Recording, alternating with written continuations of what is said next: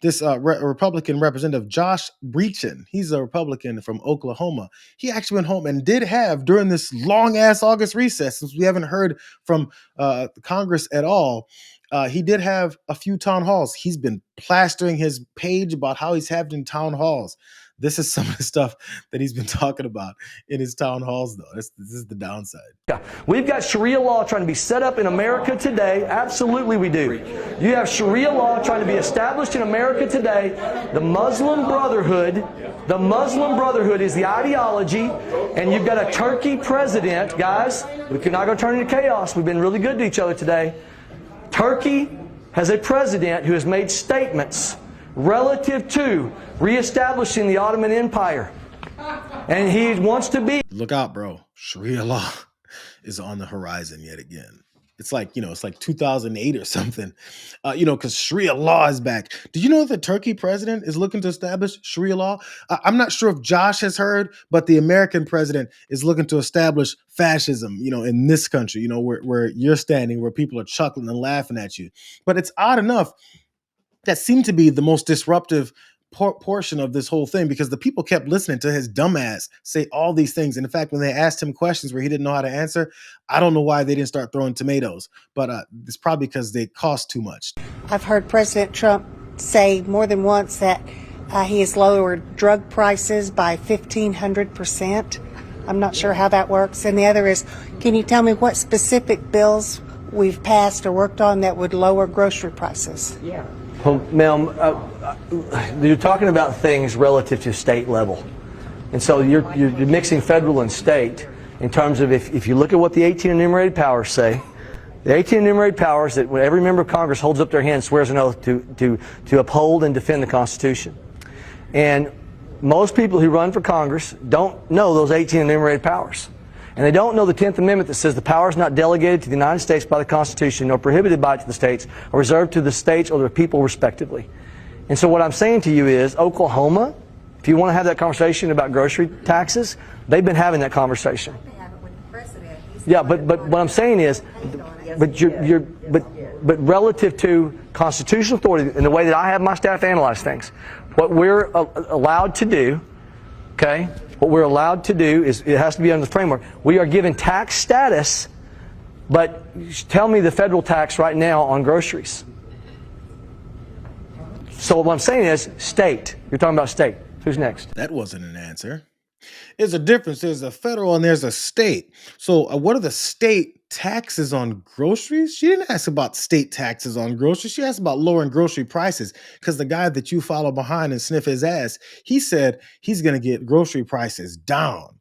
That was then until he implemented his policies that made everything get higher. It's weird, but that was his way of avoiding that answer. He knew he didn't have an answer. He knew that everything is getting worse, and he couldn't acknowledge that. So he had to come up with something about the enumerated powers and how the federal government isn't really affecting the state's grocery prices.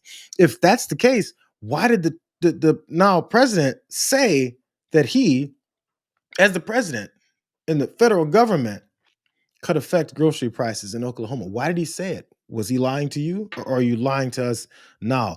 What are those conversations that are happening in Oklahoma about lowering grocery prices? Is he saying that leadership, all these Republicans in Oklahoma, should be voted out? Is that what he's saying? Should they be fired? Did Josh Brecheen say that all these Oklahoma Republicans are incompetent and aren't doing their jobs? It's weird, but he wasn't even done. I grew up on a farm just over the county lines. I'm sure you grew up down Data. I want to clarify a few points. You can check this on congress.gov. The text of the One Big Beautiful Bill. It cuts Medicare by over $50 billion, including over $30 billion. It doesn't touch Medicare. I think you might want to reread the bill. Sir, I've been involved in the process. I've been on the budget committee. It doesn't touch Medicare. It also Are you meaning Medicaid? I'm also meaning, well, it cuts Medicaid as well. Largely cuts Medicaid, including over $2 billion for the state of Oklahoma. You have put my hospital at risk, sir. I'm reading my life.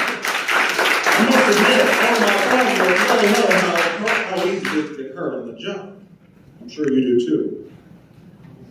Why when we can read this and we can read the text of the bill on Congress.gov, Why should we believe what's in this? Because what you're saying is not true.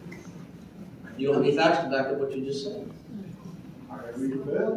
And I can read You don't have facts to back up what you just said. I'm sorry. You just don't. And this is a problem. People will make statements and they don't have facts to back it up. I agree. I agree. That's a big problem, that people make statements and they don't have any facts to back them up. One of those statements being that you're wrong when that gentleman asked him about how this bill cuts Medicare and Medicaid. He's too stupid to realize you're just wrong, sir. You're a dummy. Yet I don't have any answers that'll tell you the opposite. All I said was you're wrong. Here's some answers that guy probably read in the breakdown of that bill. The law enacted in July of 2025 will cut Medicaid funding by more than $900 billion over the next decade. That's what the CBO estimated. You know, that office that all Republicans now say is completely null and void. Here's some ways that they're doing it. Work requirements, provider taxes, reduced eligibility and renewal, and immigrant eligibility. That wasn't even a problem before, but they bring all this stuff up to take away more of your money. And then there was a bit of a discussion back and forth about, is it Medicare or Medicaid that they're cutting with this? Oddly, as again, the guy with the big top hat said, it's both of them. Automatic pay-go cuts, Medicare savings programs, and again, that immigrant eligibility stuff. So this was the arguments that Mike Johnson was having when he said, I've talked to all these people at town halls that I haven't attended at all or organized in any way whatsoever. And all they keep telling me is they want to work in order to get their health care, not pay their taxes, not be an American in the most, the richest country in the history of the world that we always like to brag about. But unless you're an indentured servant, you don't get to go to the doctor. If you break your leg, you don't get to go to the doctor unless you have an exorbitant $10,000 bill. If you get cancer, because, we don't research that anymore. Hypertension, because the guy at HHS doesn't care about that stuff because he's concerned about autism. Now you're on your own.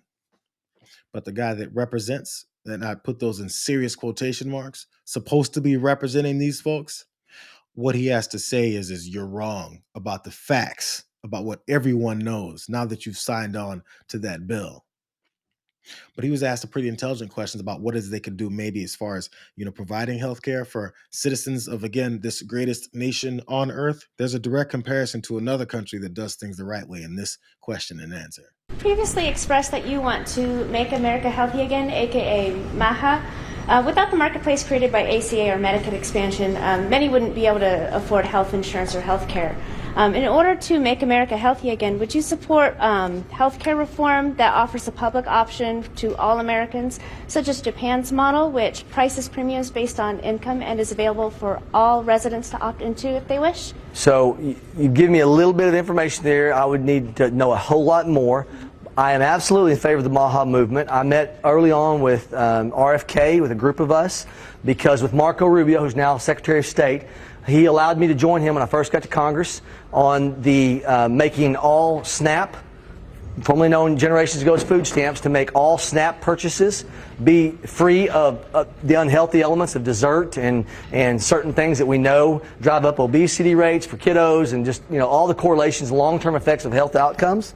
And so I know, based upon what Callie Means, who's been a large part of the RFK MAGA movement, Callie has told me personally that our bill that I now have with Mike Lee is a priority for them. We're continuing to push that, y'all, that if you are going to be on SNAP and receiving food assistance, we think it's more than wise for the long-term health outcomes for people that may also be eligible for Medicaid, long-term other, when they turn 65, be eligible for Medicare.